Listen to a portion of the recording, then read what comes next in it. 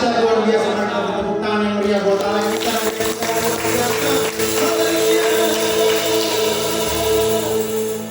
Mari kita ambil waktu sejenak dengan Tuhan pagi hari ini.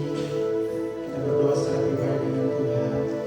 Dia sangat baik, Dia Allah yang luar biasa, yang selalu hadir di setiap kehidupan kita. Terima kasih Tuhan. Terima kasih Bapak bersyukur. Allah yang baik. Terima kasih Tuhan. Bersyukur. Terima kasih. Kita dalam hadirat Tuhan semua bangkit berdiri. Semua bangkit berdiri, kita akan berdoa di hadapan Tuhan. Terima kasih Tuhan. Bapak, pagi hari ini kami sungguh bersyukur, berterima kasih atas segala kebaikan Tuhan, kasih sayang Tuhan yang melimpah dan luar biasa sampai saat hari. Terima kasih buat nafas hidup, kebaikan Tuhan dalam hidup kami. Saat hari ini Tuhan, kami datang di hadapan membawa pribadi kami secara pribadi dengan Engkau Tuhan, memuji dan mengagungkan nama-Mu Tuhan. Rawat kami Tuhan dalam ibadah pada siang hari ini, biarlah hadirat Tuhan terjadi di setiap kehidupan kami. Terima kasih Tuhan, kami menyerahkan ibadah kami dari awal pertengahan sampai pada akhirnya hanya ke dalam tangan Tuhan yang penuh kasih. Terjadilah sesuai dengan kehendak-Mu Tuhan di tempat ini oleh kami semua yang hadir. Terima kasih Bapa di surga, kami mengucap syukur di dalam nama Tuhan Yesus. Kami berdoa dan mengucap syukur. Haleluya.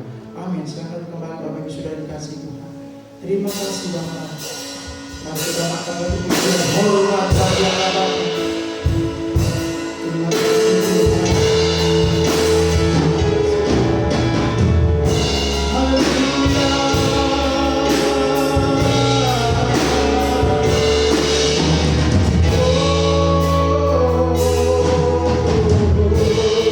Sama-sama kita angkat pujian ini. Hanya hormat bagi-Mu Tuhan. Hormat bagi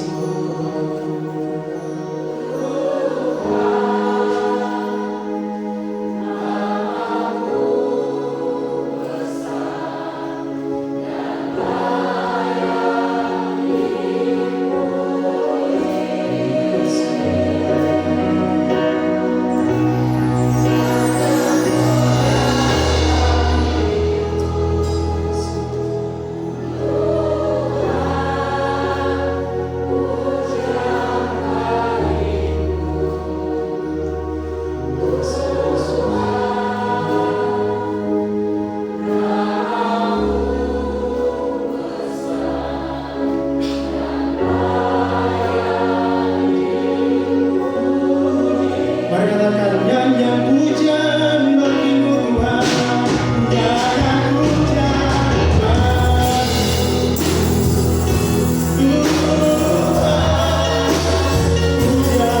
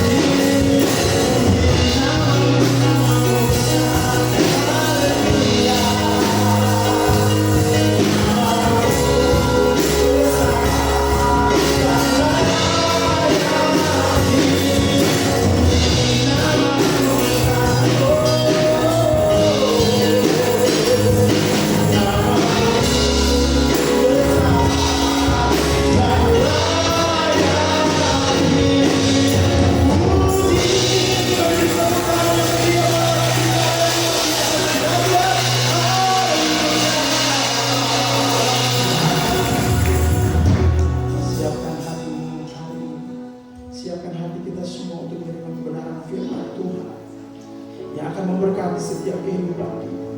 Terima kasih Tuhan. Terima kasih. Ku tidak takut. Terima kasih Tuhan. Sebab Kau besertaku. Terima kasih. Ku tidak imbang, sebab Engkau Allahku, Kau meneguhkan kami Bapa, Kau meneguhkanku.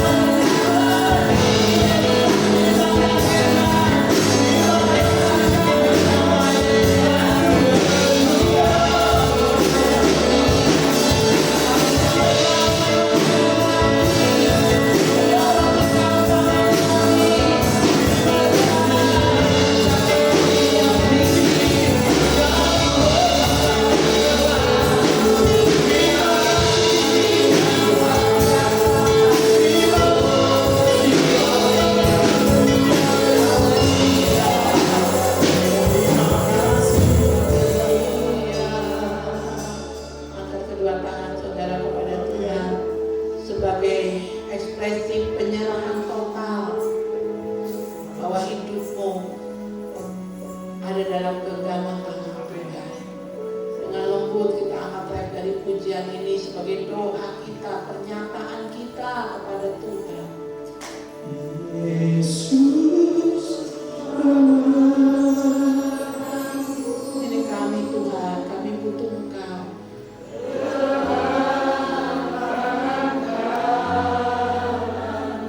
Tuntun kami Bapa.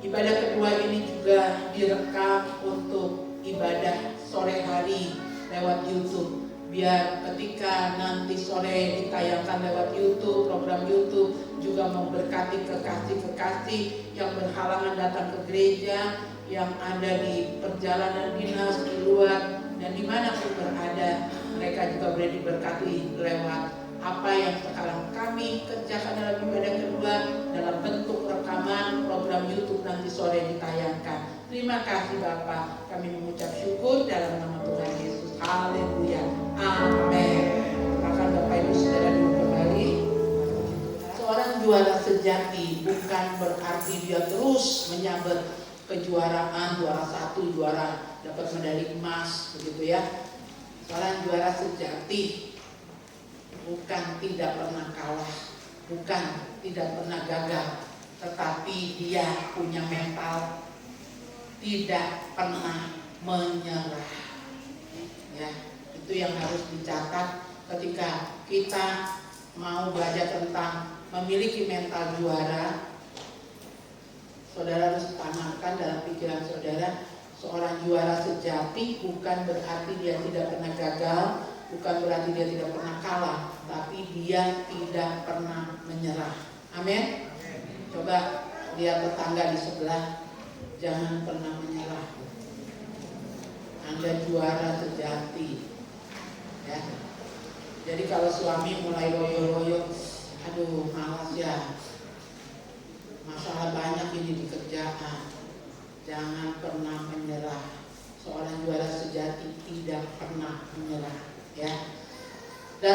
makin jatuh cinta dengan firman Tuhan, dengan pengajaran yang disampaikan Rasul Paulus ya. Sebab beliau ini seorang rasul yang luar biasa ya. Ini menginspirasi saya mempersiapkan kader-kader dalam pelayanan yang mau full memberi hidupnya melayani Tuhan ya. Harus yang seperti Rasul Paulus, fisiknya kuat walaupun badannya kecil. Rasul Paulus itu untuk ukuran bangsanya badannya kecil, laki-laki yang badannya kecil ya. Tapi dia kuat badannya. Kenapa saya bilang kuat? Setelah kalau baca cerita Rasul Paulus, dia terombang-ambing di lautan, hanya perlu sepenggal kayu pada saat kapalnya mau karam. Dia dicambuk berkali-kali karena memberitakan Injil ya.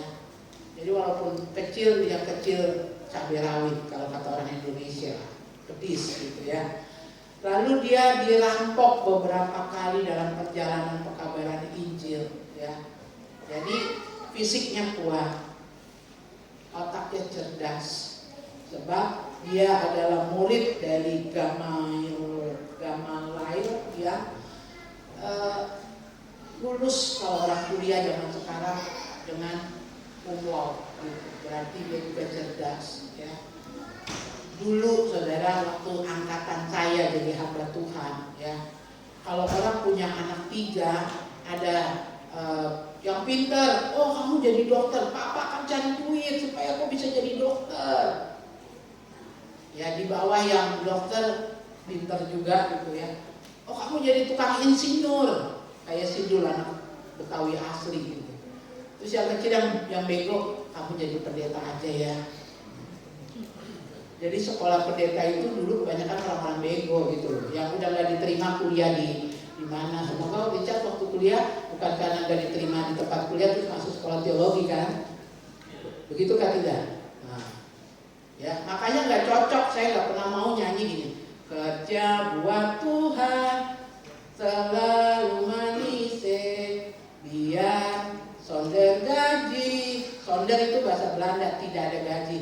Selalu manis, ayo kerja buat Tuhan, sungguh senang-senangnya dipanggil Tuhan. Selalu manis, membuang diri ke ladang Tuhan. Saudara, saya tidak pernah mau nyanyi membuang diriku ke ladang Tuhan, karena yang dibuang itu sampah, yang jelek yang dibuang ya. Jadi saya loba lagu itu, saya nggak bilang membuang diri, memberi diri ke ladang Tuhan. Memberi, mempersembahkan. Karena apa? Karena dari semua anakku yang paling cerdas Yeremia. Jadi saya bilang sama dia, makanya Tuhan tetapkan kau dari masih gendongan untuk jadi hamba Tuhan. Karena apa? Ketika kita belajar siapa sih Rasul Paulus ini, dia orang yang hebat, fisiknya hebat, IQ-nya di atas rata-rata, keintimannya dengan Tuhan luar biasa. Makanya berhasil pelayanannya, membuka jemaat di Korintus, di kota Filipi. Ini tidak mudah ya. Saya pulang dari Dosai beli rambutan karena baru belajar, belum panen besar rambutan. Begitu yang turun Grace, begitu saya turunin kaca saya, oh Oma Gembala, ini bawa saja, nggak usah dibeli. Saya nggak ngerti ibu ini siapa. Ibu siapa ya? Anak saya di PAUD Bunda Yosefin di Dosai. Oma Gembala kan yang bikin PAUD di sana. Gitu. Terus saya jalan ke pasar apa di Jayapura itu, Ampera ya. Saya bilang kita mampir dulu beli roti di sini. Nggak usah Ibu Pendeta, nggak usah keluar dompet, sudah dibayar sama yang tadi keluar di sana. Saya makan di Maros ya. Saya mau bayar, udah dibayar sama yang tadi, uang saya nggak laku. Terus saya kejar orangnya, baru naik mau buka mobil mau masuk. Kenapa dibayar? Kami makan banyak orang, saya, Yeremia, Grace, Nathan, apalagi Nathan kan makannya banyak gitu. Kan gak enak bayarin orang ya kan. Terus orangnya bilang, tidak apa-apa Ibu Pendeta. Ibu Pendeta waktu itu khotbah di kantor, saya lagi banyak masalah. Dan setelah ibadah di kantor itu, saya pulang, Tuhan tolong buka jalan.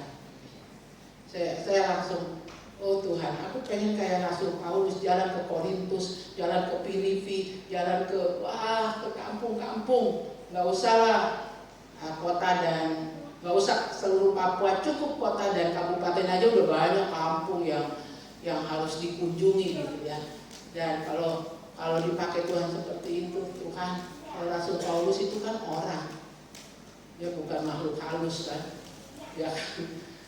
Dia bukan makhluk dari surga diturunkan kayak Tuhan Yesus. Kalau dia orang, saya juga orang Tuhan. Jadi saya harus kuat. Dan saya uji nyali, uji coba. Saya dan Yeremia 4 hari di Dosai, ya, mengarahkan ekskavator, menata rumah doa. Hasilnya Yeremia sekarang pulang udah abu-abu kulitnya ya, dan lehernya semua luka. Karena apa? Terik matahari membakar kalung yang dipakai, logam kan, ya. Pertama cuma gatel gitu kan, keringat. Sekarang dia sudah luka, mandi perih apa perih. Saya bilang, kita belum seperti Rasul Paulus, disesah, di penjara. Di penjara harusnya nangis kan. Udah nggak usah pusing lagi dengan orang di Korintus, di Filipi, kan tidak. Tapi dari penjara itu justru surat-suratnya menguatkan orang. Wah, dalam kehidupan yang tertekan, terpenjara, tapi rohnya tetap berkobar-kobar. Ini yang membuat saya jatuh cinta dengan tokoh ini. Ya. Harus dipelajari lebih dalam lagi pengajarannya. Itu saya bagikan buat kita semua. Ya. Nah, hari ini kita melihat dari Korintus ya, 1 Korintus. Saudara, Korintus ini adalah ibu kota provinsi di mana kehidupan ekonomi sangat luar biasa. Mungkin kita tuh kalau zaman sekarangnya kota Jayapura dekat pelabuhan sana, ya. Ada pelabuhan besarnya di Korintus, tapi juga kota pelacuran yang luar biasa. Di Korintus itu juga banyak kantor-kantor kalau zaman sekarangnya ya, mungkin seperti kota Jayapura di sana ya. Dan di sana juga selalu ada ajang seperti kita, pekan olahraga nasional pada zaman Rasul Paulus. Ada perlombaan setiap tahun periode gitu. Nah, Rasul Paulus ini kenapa saya bilang cerdas? Tadi dia lulusnya aja cum laude. Lalu dia juga pengamat sosial. Kalau saudara baca surat-suratnya Rasul Paulus, dia bisa membahas soal petani, dia bisa membahas soal atlet yang kita pelajari, tentang kesehatan. Makanya saya bilang kalau dia seorang pendeta di tengah masyarakat, dia pendeta yang gerejanya buka pintu untuk vaksin tetangga di sekitar, begitu ya. Dia seorang pendeta yang berdiri di pelabuhan sana berdoa KKR. Kalau zaman sekarangnya gitu, dia orang yang serba bisa beliau ini ya. Dan saya makin tertarik ke Tuhan, spirit itu harus ada juga pada Sola Gracia, pada pelayan-pelayan di Sola Gracia. Nah, 1 Korintus 9 ayatnya yang ke-25. Tiap-tiap orang yang turut mengambil bagian dalam pertandingan menguasai dirinya dalam segala hal. Mereka berbuat demikian untuk memperoleh suatu mahkota yang fana, tetapi kita untuk memperoleh suatu mahkota yang abadi. Ya, Rasul Paulus mengajarkan, kalau aku seorang petinju, aku nggak mukul sembarangan, katanya gitu ya. Dilatih sedemikian rupa, ya. Dan dia bukan menggambarkan kalau aku seorang petinju yang kampungan kayak zaman saya waktu muda ya, Mike Tyson. Udah bingung mukul lawannya, akhirnya apa? Kuping lawannya digigit gitu loh. Udah bingung untuk ngejatuhin lawannya gimana lagi, akhirnya kuping lawannya digigit. Nah, itu kan petinju yang kampungan kan. Nah, yang curang. Rasul Paulus sudah ngajar kita seperti itu, ya. Di tempat Rasul Paulus tinggal dan hidup, ya, ada kejuaraan yang dalam kurun waktu, setiap ada kurun waktu, kayak kita PON, berapa kita 4 tahun sekali kan PON, ya, dilombakan. Dan yang dikejar pada zaman itu bukan piala, medali, ya, hanya seperti ini gambarnya nih. Hanya daun dibikin anyaman kayak mahkota. Untuk bisa pakai kayak begini, itu Rasul Paulus ceritakan, kalau aku seorang petinju, aku bukan petinju sembarangan. Kalau aku seorang pelari, ya, aku berlari dengan punya tujuan. Ya, tujuan akhirnya dapat juaranya hanya dapat daun ini saja gitu, saudara. Ya. Sementara kita ini medali emas. Selain medali, gubernur menjanjikan 1 miliar gitu, ya. Nah, saya tulis di Warta Jemaat, saudara. Di Singapura rutin diadakan perlombaan lari maraton. Seorang teman saya pernah berpartisipasi dalam acara itu. Ia memang tidak menjadi juara, tapi sebagai peserta yang berhasil melewati garis akhir, ia berhak mendapatkan baju atau kaos yang menandakan keberhasilan tersebut. Baju ini mendatangkan kebanggaan tersendiri baginya. Ia mengakui baju itu mengingatkannya bahwa segala kerja kerasnya baik dalam mempersiapkan diri maupun selama menempuh perlombaan ternyata tidaklah sia-sia. Nah, saudara dan saya ini digambarkan seperti atlet, ya. Kita semua lagi ada di garis dalam perjalanan lari maraton. Lari maraton itu kalau ada satu orang yang sudah sampai membuat pita lepas finish, ya, kan bukan yang paling belakang bilang, oh udah ada yang sampai di sana, ya, ya udah kita bubar. Bubar nggak? Tidak, dia yang paling belakang dia harus menyelesaikan. Makanya waktu Jeremia khotbah ada satu yang cedera, ya, itu kan nggak tim medis bilang keluar, tapi dia punya mental juara. Saya harus sampai. Mental juara dimaksudkan ini bukan berarti harus jadi yang terdepan, nomor 1, bukan. Tetapi Rasul Paulus bilang apa? Aku telah mengakhiri pertandingan, aku telah sampai di garis akhir. Jadi jangan keluar dari arena pertandingan ini, dari lari maraton ini, selesaikan. Saya punya juga sudah bisa ditayangkan YouTube yang ini masih hangat-hangat, baru pulang dari PON di Papua. Ada seorang atlet. Tadi di ibadah pertama saya nggak sempat tayangkan, ya.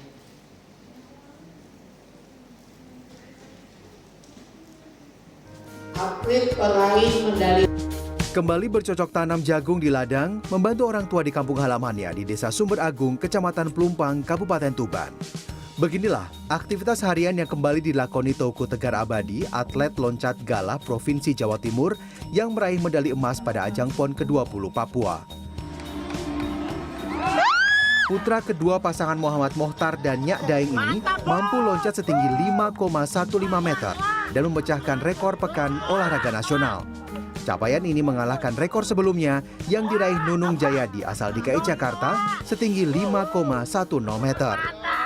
Tak hanya itu, Tegar juga telah meraih sejumlah medali dan piagam penghargaan di bidang olahraga. Meski sederet prestasi telah diraih, Teuku Tegar mengaku masih bingung dengan masa depannya sebagai atlet. Ya nyangkul mas, nyangkul di sawah lah, karena ada garapan juga orang tua di sini, di sawah sini. Setelah kejuaraan berarti kembali lagi ke tempatnya iya, lah. Ke tempat asal lagi. Tapi masih sering tetap olahraga dan latihan gitu? Masih sering, harus tetap dijaga mas kondisinya itu. Wajib kali itu mas. Latihannya biasanya pagi, siang atau sore? Pagi dan sore biasanya. Siang rest. Pagi itu dalam artian kayak hanya jogging, koordinasi. Nah lebih ke sorenya tuh latihan yang masuk ke teknik. Pesan buat KONI Pemkab Tuban lah. Seenggaknya kok nggak ada apresiasinya gitu sama atlet. Oke, cukup sekian. Saudara, dia tadi loncat setinggi berapa ya? Nah, dan dia mengalahkan rekornya dia sendiri di PON sebelumnya cuma 5,1 tadi dia katakan ya. Artinya gini, kalau dia saja atlet dunia yang Rasul Paulus katakan untuk merebutkan hadiah yang fana ya. Kita secara rohani juga harus melatih otot rohani kita, indera rohani kita, daya tahan tubuh kita ya. Secara rohani ini harus tetap dijaga. Minimal dia sudah mengalahkan angka pencapaian 4 tahun lalu pada saat PON di Jabar ya. Dan walaupun dia kembali jadi petani, ditanya apa masih tetap pakai? Oh itu harus. Karena apa? 4 tahun lagi kan maju lagi di PON berikutnya. Nah, sebagai atlet rohani nih, kita digambarkan seorang atlet, kita juga harus punya pencapaian seperti yang tadi. Jangan pikir lawan yang di kiri di kanan, diri sendiri saja. Kalau 4 tahun lalu 5,1, yang di Papua kemarin 5, berapa tadi saudara lihat, dia sudah naik dari angkanya 4 tahun yang lalu atas dirinya. Saudara bagaimana secara rohani? Hidupku hari ini dalam kerohanianku, dalam menjalani hidup. Dia atlet, dia juga seorang petani. Kita atlet rohani, kita juga pegawai negeri, kita pegawai swasta, mahasiswa, pelajar. Hari ini rekor saya harus lebih baik dari hari kemarin.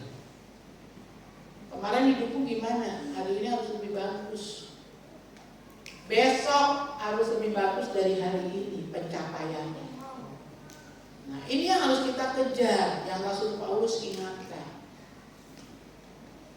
Ya, untuk itu teman yang di Singapura, teman saya yang di Singapura, dia nggak peduli siapa juara pertama tahun lalu, pokoknya tiap tahun dia ikut.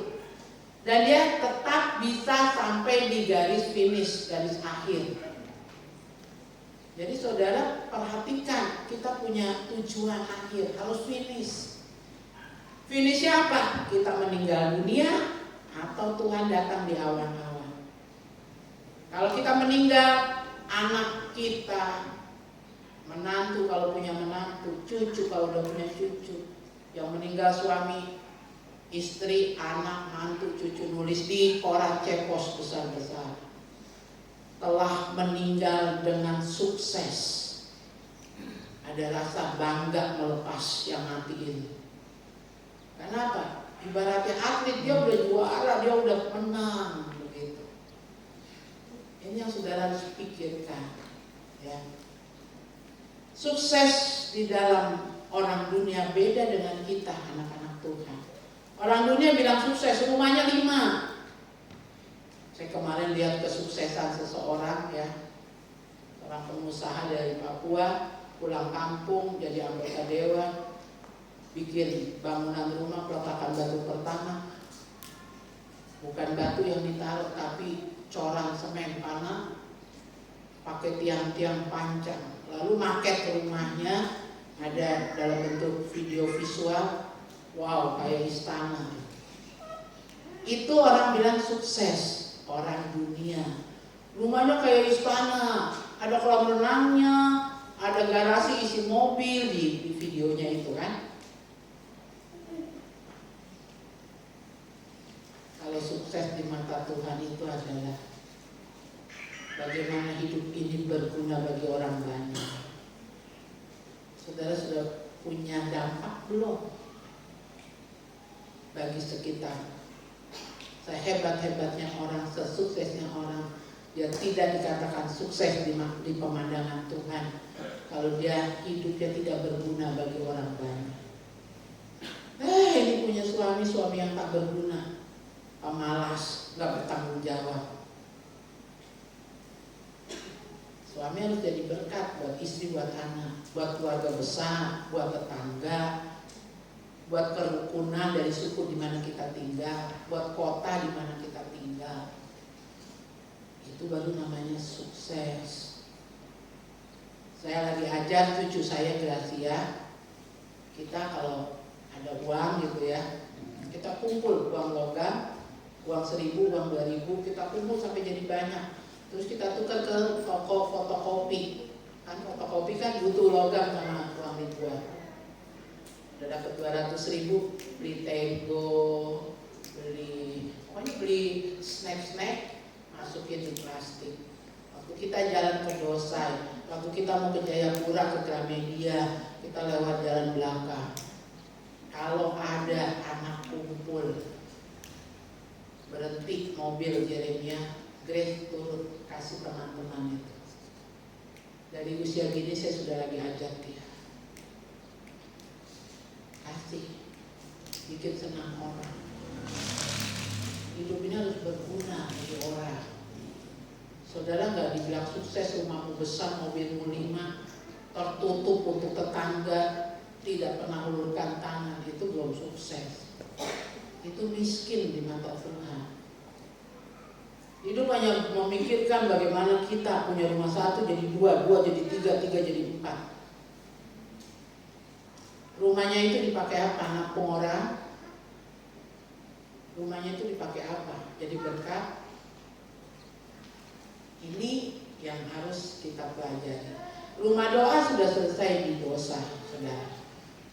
Kan kecil saja rumah doanya, cuma ada ruangan tamu panjang, ada 2 kamar. Setelah jadi, ya ada foto rumah doa nggak?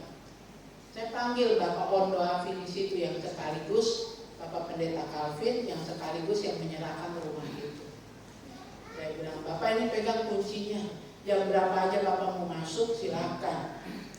Ada ruang baca, ada rak-rak buku, Bapak silakan baca. Mau nyiapin khotbah silakan. Lalu Bapak Pendeta ini yang juga Ondo Hafid panggil pendeta-pendeta di Dosai, gereja GKI, gereja Sidang Jemaat Allah, gereja GBI. Ini Ibu Gembala bilang kapan saja mau masuk, mau belajar, cari-cari buku di ruang baca, silakan. Rumah ini terbuka buat semua orang. Cuma 1 yang gak dibuka, kamar. Itu buat kalau Ibu Pendeta datang tidur di situ. Jadi saudara yang dikasih, kita di sana kan mau bikin jadi berkah. 4 hari kami, saya dan Jeremia menata 3 trap talut. Ya, nantinya 3 trapnya itu akan ditanami ya setelah ditalut begitu. Dan biaya talutnya nggak murah, saudara. Baru hitungan kasar aja udah belum benar-benar dihitung dengan meteran ya. Kita harus bayar 112 juta hanya untuk talut 3 trap. Ongkos borongannya, belum beli materialnya.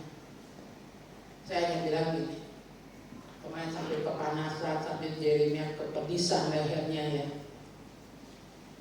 Tuhan, sampai Grace nanya, Oma kenapa nangis? Karena secara logika 112 juta itu saya enggak mampu mengadakannya. Tapi saya bilang, saya ini gembala, ada jemaat. Saya ini hamba Tuhan.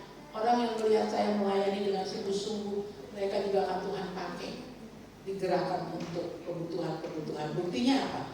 Rumahnya aja sudah terbangun. Ya, itu juga biayanya nggak besar. Buktinya apa? PAUD-nya sudah terbangun. Itu juga habis 400 juta ya. Jadi saya sambil menangis dan menahan pedis matahari kemarin, saya bilang, Tuhan, kami hanya mau nurut sama Tuhan.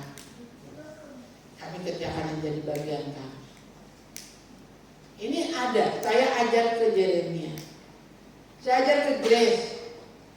Nanti kalau Grace sudah sarjana, Grace harus mengurus ini, membantu. Masih lama dong kata Grace. Tidak lama. Jalani hidup. Nanti Grace SMP aja udah bisa melayani. Jangankan nanti, hari ini Grace sudah bisa melayani. Melayani apa? Om Bagas. Kau duduk di sini sama Om Bagas. Ada anak-anak kecil yang datang, kau harus layani. Kasih keluar kau punya biskuit bagi mereka. sesukses-suksesnya orang, kalau dia belum bisa berdampak dengan baik-baik, belum bisa jadi berkat, kata Pak Ridwan Kamil, itu namanya nggak sukses. Coba cari perkataan Ridwan Kamil ngomong itu. Saya bilang, kok bisa ya orang yang di luar Tuhan paham seperti itu. Karena kan sekarang seminar-seminar banyak kan di kantor-kantor, motivasi gitu kan. Dan tidak sedikit anak-anak Tuhan yang kasih seminar di kantor-kantor sehingga firman masuk di tengah seminarnya. Jadi sekarang saya bilang ekskavatornya gratis, solarnya gratis, operatornya gratis, sudah yang kedua kali ini. Ekskavator yang paling besar sudah pernah masuk di situ, yang kecil juga kemarin sudah masuk di situ. Dan saya bilang Tuhan terlalu baik. Makanya mari jadi orang sukses dengan standar Tuhan.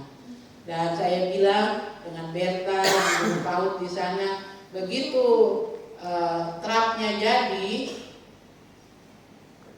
tamannya jadi di 3 trap itu, jam 4 sore sampai jam 6 akan datang anak-anak ke sini dari gereja-gereja. Kita akan kasih selebaran belajar baca tulis itu, belajar bahasa Inggris, belajar firman Tuhan dari jam 4 sampai jam 5. Gratis buat semua gereja yang ada di sana, buat anak-anak di beberapa kampung di sana. Kita mau, ini saja udah anaknya udah segini banyak, saudara. Khusus karena mau ketemu Oma Gembala, ikut dengan truk. Teriak, Oma Gembala. Saya sudah ke beberapa kampung di sana. Rasul Paulus menginspirasi, ayo semangat. Bagaimana supaya kita punya mental juara? Bagaimana kita sukses dalam standar firman Tuhan? Ada 3 hal, saudara. Ya, Rasul Paulus mengajar kita lewat jemaat Korintus, jemaat Filipi. Nah, 3 hal ini harus ada pada saudara dan saya. Yang pertama,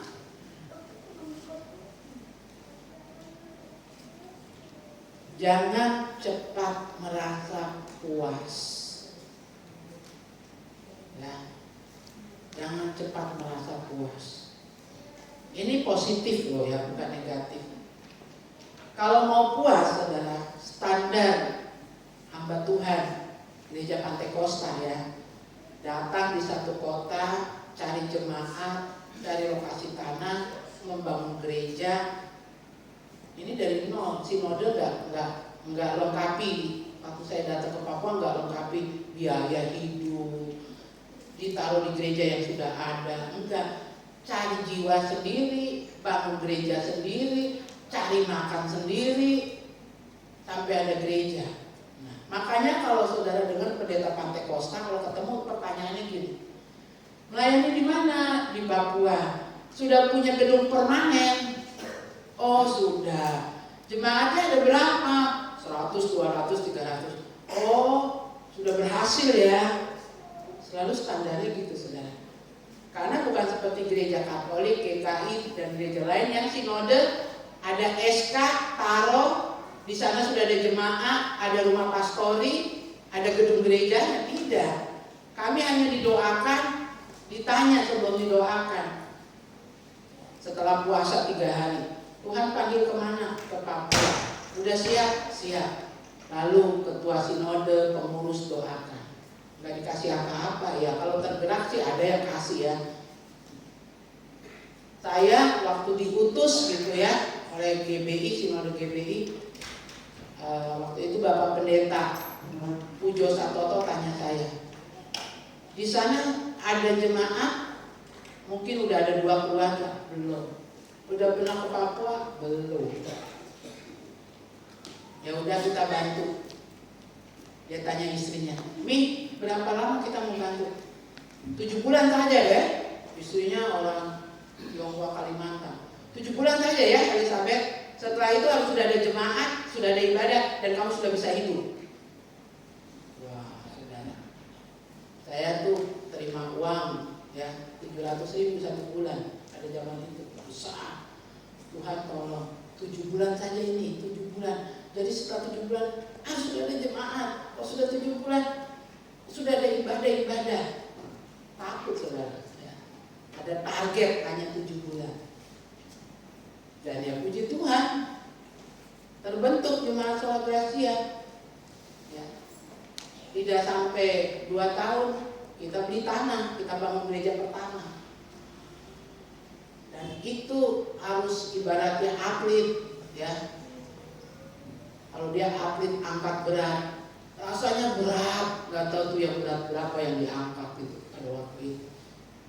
Lalu sekarang setelah 25 tahun, oh sudah nyaman, pengajaran sudah tertanam baik, jemaat mengerti mengembalikan perpuluhan, untuk makan sehari-hari lebih dari cukup, sudah bisa gaji guru, gaji full time di dalam gereja. Jadi ya sudahlah, ombak-ombak kaki, umur sudah 56, nikmati saja, jalan-jalan ke Israel, jalan-jalan ke Belanda, gitu kan. Saudara tahu, saya bukan tipe pendeta yang begitu. Saya pantang ngumpulin duit buat jalan-jalan. Kalau saya jalan-jalan itu adalah bonus dari Tuhan, karena saya kerja buat Tuhan sungguh-sungguh. Dan puji Tuhan 2 kali ke Israel saya nggak keluar uang, semuanya bonus. Ditulis gede-gede di spanduknya, saya ketua pembina rohani tim ke Israel. Biasanya kalau mau seperti itu saya harus cari 10 orang, baru saya dapat membawa rombongan 10 orang. Ini saya nggak tahu apa-apa, tiba-tiba begitu turun di Mesir dari pesawat mau naik bus, ibu ini PK. Selama ibu menjadi pembina rohani kami 14 hari keliling. Aduh, saya buka, besar banget terimanya. Di setiap toko souvenir saya lihat mana yang cukup dengan dompetku. Ya saya ambil yang murah-murah dong, nggak punya uang ya kan. Yang kalau di rupiah kan 150.000 gitu kan. Tahu-tahu pas di kasir, saya sodorin, digeser. Saya sodorin, digeser. Karena saya pembina rohani, jadi saya dapat. Berapa banyak rombongan saya belanja, berapa dolar, saya mau dikembalikan dalam bentuk duit atau dalam bentuk barang. Saya nggak tahu, pantesan banyak pendeta seneng bikin tur ke Israel, cari orang gitu. Ternyata ya seperti itu. Di restoran saya duduk, bukan di sini meja itu, di sana meja kami sendiri. Jadi saya bilang kalau kita kerja buat Tuhan, ya bukan membuang diri karena nggak ada kerjaan di tempat lain, udah deh jadi hamba Tuhan aja. No, tidak begitu. Ya, Tuhan memberkati luar biasa. Nah itu dilatih dengan apa? Jangan merasa puas. Saya harus tetap kerja, saya harus bergerak, saya harus menangkan jiwa lagi. Ada kampung yang dimenangkan lagi, ada yang bisa dibuat lagi. Waktu kami berangkat, saya dan Jeremia ngomong gini, kita bisa bertahan berapa lama nih? 4 hari ngapain aja kita di Dosai? Kalau udah jam 5 kan tukang ekskavator kerja dari dia datang setengah 7 pagi, jam 5 dia pulang ke Sentani. Terus kita ngapain ya? Ternyata malamnya itu yang kita pikir nih ya udah kepanasan, capek, tidurlah kita gitu kan. Ternyata Pak Calvin datang dengan adik kakak-kakaknya, diskusi sampai kita sudah tak miring-miring dalam hati itu, kapan orang-orang ini pulang gitu ya. Hari berikutnya ternyata datang lagi ada penjual soto, dia mantan dari Rumah Sakit Dian Harapan, dia mantan dari kerja di hotel, mengadu nasib jual soto di sana. Ibu pendeta datang lagi, kapan Ibu pendeta? Kita berdua doa semalam-malaman sampai pagi. Oh Tuhan Yesus, ya Bu, nanti kapan kali ini belum bisa karena ini khusus datang untuk ngawasin ekskavator kerja. Saya capek sekali, saya bilang. Ternyata banyak orang juga yang perlu ditolong di kampung itu gitu. Jadi sebetulnya saudara, kadang saya bilang kayaknya waktu 24 jam ini kurang gitu. Jadi yang pertama, jangan merasa puas. Udahlah gue udah punya ini, punya motor. Kalau lagi pengen jalan sendiri naik motor. Motor juga yang bermerek. Kalau hari Sabtu mau naik sepeda, sepeda gunung punya, sepeda laut punya, yang di pinggir pantai itu kan lain lagi kan rodanya. Sepeda yang paling mahal juga gue punya gitu. Mau apa lagi hidup? Kalau selama masih ukurannya gua punya, saya punya. Kapan you jadi berkat untuk orang, itu ukuran sukses. Jangan cukup puas dengan dirimu sendiri. Oh, udah tenang di rumah, kolam renang ada, istri cantik, anak penurut, apalagi yang kurang? Kurang keluar, Bapak. Tetangga di luar itu ada beras kan? Tidak. Kurang peduli Bapak. Jangan tinggi-tinggi bikin pagar rumah sehingga tidak tahu apa yang terjadi dengan tetangga kiri kanan muka belakang. Mari jangan merasa cukup puas dalam hal yang positif ya. Oh, saya sudah ada rumah, anak baik, istri cantik, semua kebutuhan tercukupi. Di gereja jadi majelis, masih kurang Bapak. Kurang apa ya Ibu Gembala? Kurang jalan, cari jiwa. Ayo, ini waktunya kita jadi orang-orang yang sukses di mata Tuhan. Lalu yang kedua, yang berikutnya adalah lupakan apa yang telah di belakang. Yang di belakang entah itu sukses, entah kau lahir dari keturunan raja-raja, sambil jalan, ini 3 generasi kan, mama, anak, Yeremia, cucu, Grace. Grace, kau tahu, Om Bagas ini sebetulnya keturunan raja-raja. Yuk kau Oma, emang Oma ratu? Bukan Oma, bapaknya Yeremia itu, Yeremia mulai cerita. Eyangnya, omanya Om Bagas itu dari keraton Jogja. Terus Grace bilang, yuk kak, betul kak? Baru, kenapa Om Bagas tidak datang ke keraton sana, ke kerajaannya Om Bagas? Kata si Grace. Terus Yeremia bilang, harusnya namanya Om Bagas bukan Yeremia Bagaskara, tapi Raden Yeremia Bagaskara. Terus kayak Pak Raden yang di film Bunyil itu, kata si Grace. Wah, tambah ketawa lah, kami di mobil kan bertiga pulang pergi kan. Tapi itu sampah.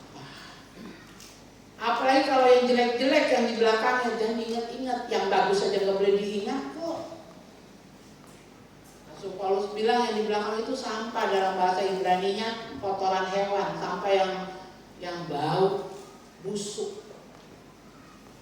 Jadi jangan mau jadikan Grace orang berhasil, nggak perlu. Dia kan ada Grace ya. Bapaknya Oma itu orang dari Cina sana naik kapal laut ke Indonesia misalnya, berhasil, sukses, punya toko sepatu, punya lumbung padi, pabrik ini. Jadi Oma juga pendeta yang berhasil, Grace juga harus berhasil. Enggak gitu ngajar anak cucu kita, enggak gitu. Kamu harus jadi orang yang besar, berhasil, dekat dengan Tuhan, rajin belajar sopan santun. Sehingga kalau Oma nggak ada, Om Bagas nggak ada pun kau hidup dalam pemeliharaan Tuhan. Kau disukai banyak orang, bukan karena omanya, bukan karena omnya, bukan karena masa lalu kami dari siapa. Itu nggak penting, saudara. Rasul Paulus bilang lupakan yang di belakang. Dan yang terakhir, yang ketiga adalah fokus pada tujuan. Selesaikan lari maraton itu sampai di garis finish. Jangan menceng ke kiri, menceng ke kanan. Yang cedera, waktu di video yang diputar Yeremia, tim medis sudah datang. Stop, kamu cedera. Dia nggak mau. Saya harus sampai di sana. garis finish. Bapaknya datang memapa dia. Begitu mendekati garis finish, dilepas gandengan papanya. Dia diselesaikan sendiri sampai di garis finish. Gak ada alasan buat kamu orang muda. Gimana mau serius? Bagaimana menatap hari depan? Bapak menceng ke kiri, mama menceng ke kanan. Kita anak hilang arah. Kau mau berhasil atau tidak? Itu bukan bapakmu dan mamamu. Itu pilihan. Saya harus berhasil. Saya punya tujuan. Hidup ini, umur kita ini akan terus bertambah. Kalau udah umur 30 belum berhasil sebagai anak laki-laki, diketawain masyarakat. Apalagi masih jadi parasit. Jangan betah tinggal di apartemen, di perumahan mertua indah. Tiap laki-laki itu bawa istrinya, meninggalkan ayah ibunya. Kecuali ayah ibunya nggak punya anak, cuma satu anaknya. Jangan pergi dari rumah ini. Kalau kalian pergi, mama, bapak siapa yang urus? Tapi kalau udah mertuanya anaknya 8, tambah pola lagi di situ, melahirkan cucu lagi di situ. Ada tujuan untuk hidup ini. Di dunia orang bilang kita sukses, mati masuk surga. Sukses di dunia, sukses di akhirat. Ini yang Rasul Paulus bilang. Para atlet itu melatih dirinya untuk piala yang medali yang fana. Lihat tuh yang tadi atlet petani, kudanya jadi pajangan aja di ruang tamu rumahnya. Tapi kita, tiap kali kita berjuang menjaga kekudusan, kita berjuang melakukan pekerjaan diakonia, penginjilan, ada mahkota yang menanti saya di sana. Saya suka ya, ada beberapa jemaat yang saya ikuti story-nya gitu. Habis ada berkat, beli sembako, antar ke rumah-rumah tetangganya yang membutuhkan. Ada berkat, ulang tahun, datang ke panti asuhan.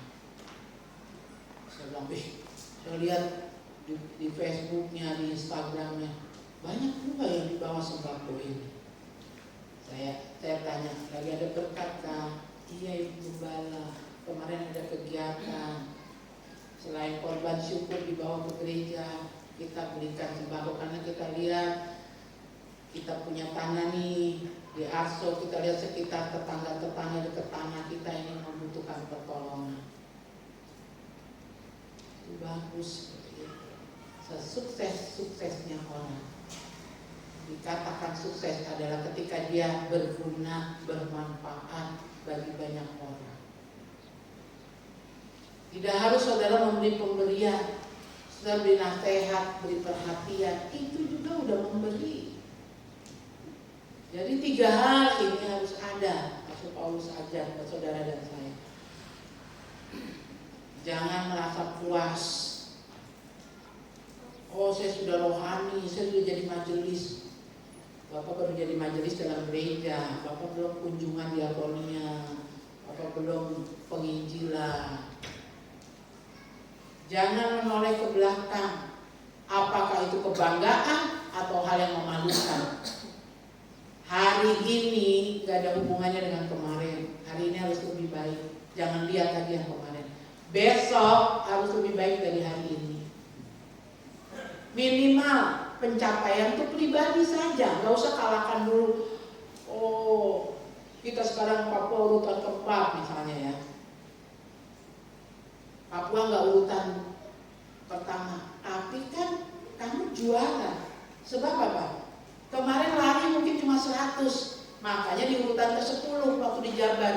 Terus sekarang di Papua urutan keempat. Yang kemarin lari cuma 100, atlet itu sekarang di sini di Papua 150 mungkin larinya. Kan ada peningkatan. Coba hari ini koreksi setelah dengar firman ini. Saya ini gimana ya?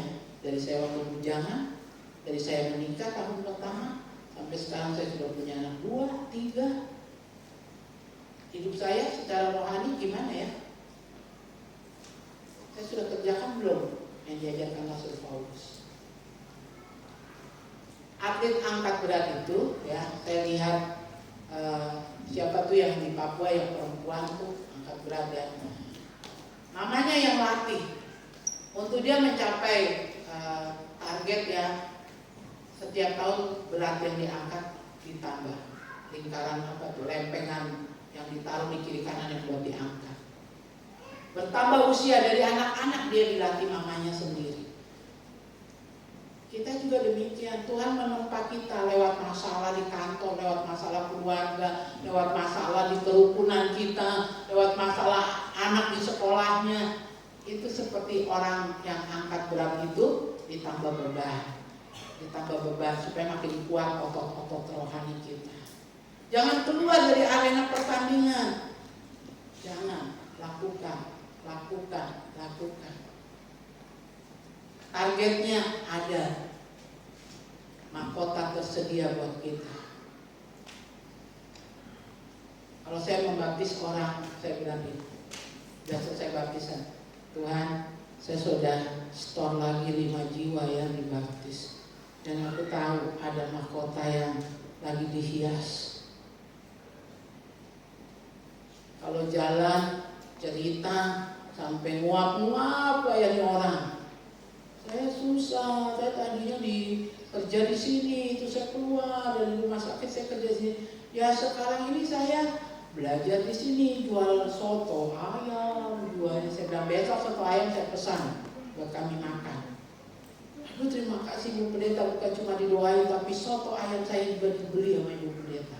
Kamu bisa masak apa lagi selain soto?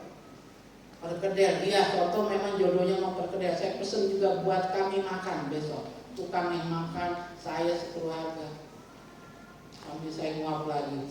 Kapan selesainya Ibu? Gitu. Udah selesai.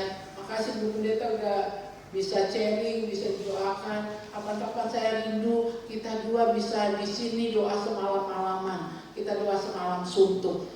Saya bilang ini aja saya udah suntuk Bu. Baru berapa jam belum sampai pagi gitu kan? Begitu orangnya pulang, Tuhan, aku sudah menahan ngantuk untuk 1 jiwa. Dia pulang dengan sukacita. Dan aku percaya ada lagi hiasan di mahkota yang Tuhan berikan. Bayangkan gitu loh kalau lagi melayani Tuhan ya. Jadi kalau tim musik nih, aduh harus latihan. Pulang dari kantor udah capek, tapi coba sambil naik motor Pak Yansen, Tuhan aku capek, tapi aku datang.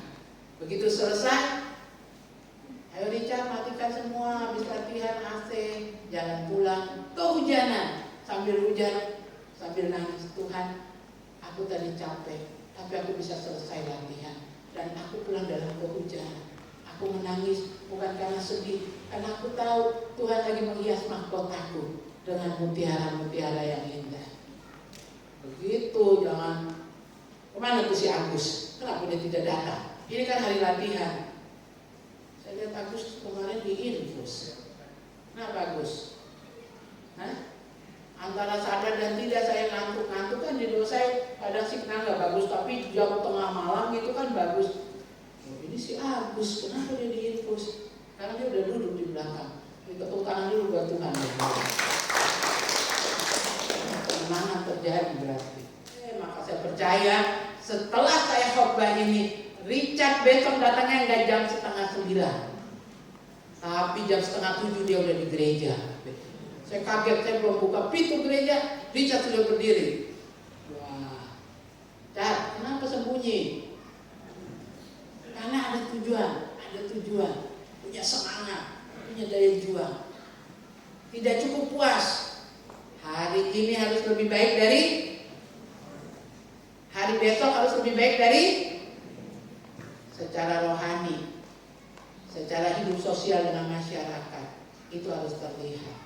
Penginjilan yang efektif adalah bukan KKR. Penginjilan yang efektif adalah bukan KKR, seminar, tetapi perbuatan baik. Maka Tuhan bilang menjelang kedatangan Tuhan, perlihatkan perbuatan baik. Biarlah perbuatan baikmu dilihat oleh semua orang sehingga Tuhan dipermuliakan. Itu yang harus diingat. Yuk, mari kita mau jadi atlet rohani, hidup sukses, dapat mahkota abadi pada saat Tuhan menjemput kita. Tuhan Yesus memberkati. Saya undang semua naik kembali ke atas.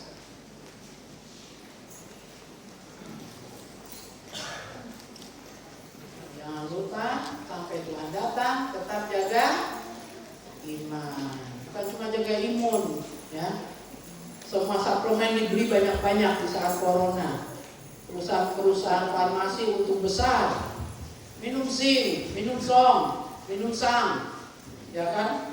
Minum ginseng, minum akar ini. Semua diminum untuk jaga imun, tapi iman lupa. Ya, ibadah nggak bisa, ada online. Online pun kadang dilihat, kadang tidak. Jadi mari jaga iman, jaga imun, pertahankan sampai Tuhan Yesus datang. Kita tunduk kepala di hadapan Tuhan. Terima kasih Tuhan. Terima kasih. Ya lama sikara mata kamu saya minta dengan lembut suara laki-laki nyanyikan, hidup ini adalah kesempatan para wanita berdoa di hadapan Tuhan. Terima kasih. Adalah kesempatan. Terima kasih. Untuk melayani Tuhan, jangan sia-sia waktu yang Tuhan beri. Harus jadi berkat. Ganti suara kaum wanita. Hidup ini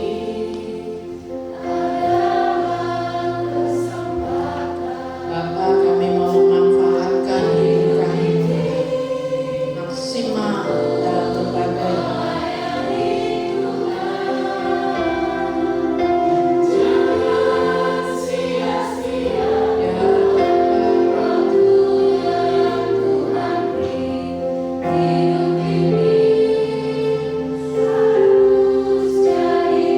sama-sama katakan oh Tuhan, oh Tuhan, pakailah hidupku selagi aku masih kuat. Bila saja nanti Tuhan berdaya lagi, hidup ini sudah jadi berkat. Oh Tuhan, pakailah hidupku selagi aku masih kuat. Bila saatnya nanti Tuhan berdaya lagi, hidup ini sudah jadi berkat. Saudara tunduk kepala di hadapan Tuhan. Renungkan firman yang baru saja kita pelajari. Kita belajar dari teladan betapa gigihnya para atlet untuk dia bisa dapat rekor, memecahkan rekor, baik untuk prestasi dirinya maupun mengalahkan saingan-saingan yang ada sehingga boleh meraih medali emas. Mereka berlatih sedemikian rupa. Kita mau belajar, Rasul Paulus katakan, mereka hanya mencari medali piala yang fana, yang sifatnya sementara. Tetapi kita ketika melatih otot-otot rohani kita, indera rohani kita, untuk melakukan hal yang benar di mata Tuhan, untuk berjuang mengalahkan ego kita, kita akan meraih medali di atas segala medali yang ada. Kita meraih tujuan kerajaan surga. Kalau tadi saudara datang, saudara hanya berpikir bagaimana masalahku selesai, bagaimana yang ku ingini dapat tercapai di bulan yang akan datang, bagaimana aku bisa mengerjakan renovasi rumah, bagaimana aku bisa mengganti mobilku yang sudah tua ini Tuhan dengan mobil yang terbaru. Selama saudara tadi masuk ke gereja, hanya memikirkan bagaimana untuk aku, bagaimana untuk keluargaku, bagaimana untuk anakku. Mari sekarang belajar punya wawasan yang lebih luas. Sesukses-suksesnya orang, dia akan dikatakan sukses kalau hidupnya berguna bagi banyak orang lain, berdampak bagi orang lain. Katakan, ini aku Tuhan, jadikan aku berkat, jadikan aku pekabar Injil lewat mendemonstrasikan kasih-Mu. Aku tidak cukup puas sampai di level rohani tertentu, tetapi aku mau naik terus secara rohani, level rohaniku Tuhan. Dalam nama Yesus, dalam nama Yesus. Aku tidak lagi bangga akan masa lalu Tuhan. Tidak ada yang patut ku banggakan Tuhan. Tapi aku mau mengarahkan mata ke depan, ke tujuan, yaitu mahkota dan kerajaan surga. Kalau itu padaku Tuhan, dalam nama Tuhan Yesus. Jadikan aku berkat bagi banyak orang. Dalam masjid, dalam Yesus. Keluar dari keegoan, keluar dari keegoan. Memberi dalam kekurangan, itu adalah ajaran yang diberikan. Terima kasih Yesus. Lagi sama-sama dengan lagu katakan, oh Tuhan. Amin. Oh Tuhan.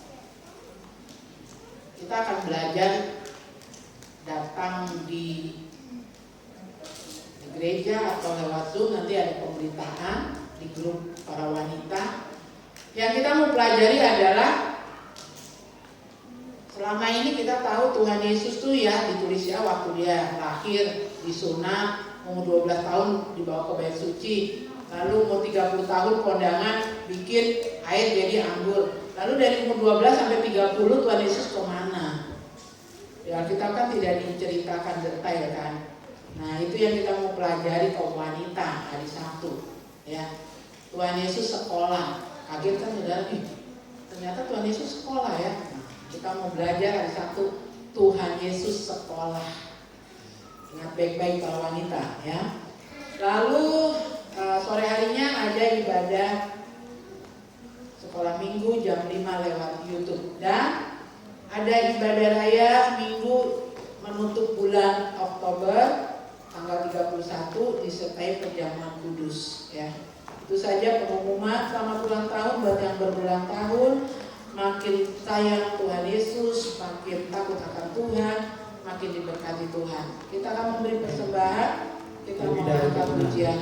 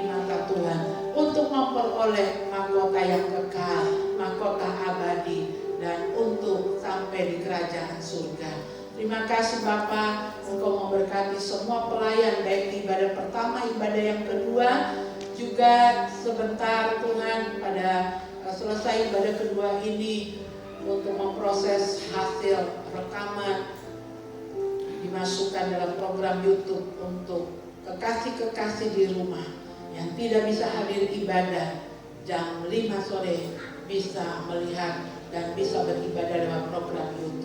Tuhan memberkati apa yang sedang kami kerjakan terus untuk pendewasaan rohani jemaat. Terima kasih untuk kesempatan kami bisa berbuat untuk pekerjaan Tuhan. Terima kasih untuk korban-korban yang dibawa dengan sukacita, baik untuk semua kegiatan di Sola Gracia maupun Sola Gracia Ministry. Terima kasih untuk orang-orang dari luar jemaat juga yang sudah menolong kami.